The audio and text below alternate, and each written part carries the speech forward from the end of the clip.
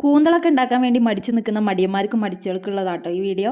കൂന്തൽ dry fry ഭയങ്കര സിമ്പിളാണ്. അപ്പോൾ എല്ലാവരും ഒന്ന് ഉണ്ടാക്കി നോക്കുക കേട്ടോ. അപ്പോൾ അതിന് വേണ്ടിയിട്ടുള്ളത് പാൻ അടുപ്പത്ത് വെച്ചിട്ട് അതിലേക്ക് ഇപ്പോൾ സ്പൈസസ് ഇട്ട് കൊടുക്കുക, ഉലുവ ഇട്ട് കൊടുക്കുക, ഇഞ്ചി വെളുത്തുള്ളി ചതച്ചതും കൂടെ ചേർത്ത് കൊടുത്ത് അതൊന്ന് മൊരിയിച്ചെടുക്കുക കേട്ടോ. അത് അതുപോലെ നന്നായിട്ട് അങ്ങോട്ട് മുരിഞ്ഞ് വരുന്ന സമയത്ത് ഒന്ന് ഇളക്കി കൊടുക്കണേ. മുരിഞ്ഞ് വരുന്ന സമയത്ത് ഉള്ളി നീളത്തിൽ അരിഞ്ഞും കൂടെ ചേർത്തെടുക്കുക. ഞാനിവിടെ 2 ഉള്ളി എടുത്തിട്ടുണ്ട്.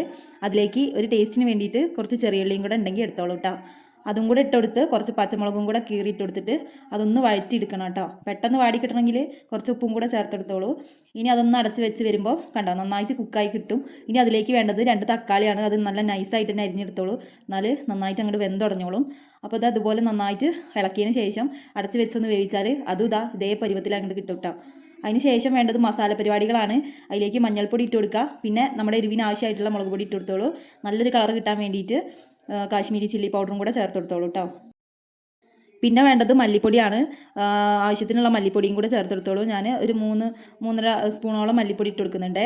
അപ്പോൾ മല്ലിപ്പൊടിയൊക്കെ ചേർത്തിട്ട് ഇതുപോലെ നന്നായിട്ടൊന്ന് മൊരിയിച്ച് അങ്ങോട്ട് കളർ മാറ്റി വറുത്തെടുക്കുന്ന പോലെ ചെയ്യാം കേട്ടോ. ഇതുപോലെ അങ്ങനെ ചെയ്തിട്ട് ആവശ്യത്തിനുള്ള വെള്ളം കൂടെ ഒഴിച്ച് കൊടുക്കുക. വെള്ളം കുറച്ച് അധികം വേണം കേട്ടോ. കാരണം എന്താ വെച്ചാൽ കൂന്തൽ നല്ല വേവുള്ള സാധനമാണ്. അധികം വെന്തില്ലെങ്കിൽ റബ്ബർ പോലെ ഇരിക്കും കേട്ടോ. അപ്പോൾ നല്ല വെള്ളം ഒഴിച്ചിട്ടൊന്ന് ഇളക്കി കൊടുക്കുക. അതിന് ശേഷം ഉപ്പിടാൻ മറക്കരുത്. ആവശ്യത്തിനുള്ള ഉപ്പിട്ടെടുക്കുക. ഒരു ടേസ്റ്റിന് വേണ്ടിയിട്ട് ഇവിടെ കല്ലുപ്പാണ് ഇട്ട് എടുത്തിട്ടുള്ളത്.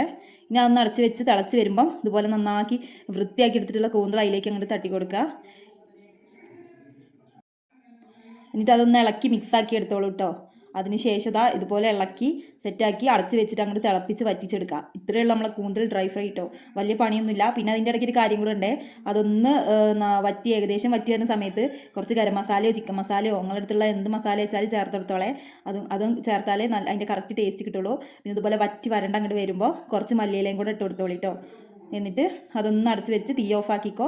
കുറച്ച് നാരങ്ങാ നീരും കൂടെ ചേർത്ത് കൊടുക്കുന്നുണ്ട്. അപ്പോൾ നല്ലൊരു ടേസ്റ്റ് ആയിരിക്കുമേ.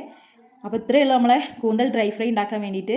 അതൊന്ന് വെന്ത് കിട്ടേണ്ട സമയം മാത്രമേ നമുക്ക് അവിടെ പോകുന്നുള്ളൂ. അപ്പോൾ മടിയന്മാരും മടിച്ചികളൊക്കെ ഉണ്ടെങ്കിൽ ഇത് ഉണ്ടാക്കാൻ മറക്കണ്ട. നല്ലൊരു ഐറ്റമാണ്, നല്ല ടേസ്റ്റാണ് കേട്ടോ കഴിക്കാനായിട്ട്. അപ്പോൾ പാത്രം കാലിയാവണത് അറിയില്ല. അപ്പോൾ ഇതുപോലെയൊക്കെ തയ്യാറാക്കി നോക്കിയിട്ട് വീഡിയോ ഇഷ്ടപ്പെടുകയാണെങ്കിൽ ഒന്ന് സബ്സ്ക്രൈബ് ചെയ്യാനും സപ്പോർട്ട് ചെയ്യാനും മറക്കണ്ട കേട്ടോ. ടാറ്റാ.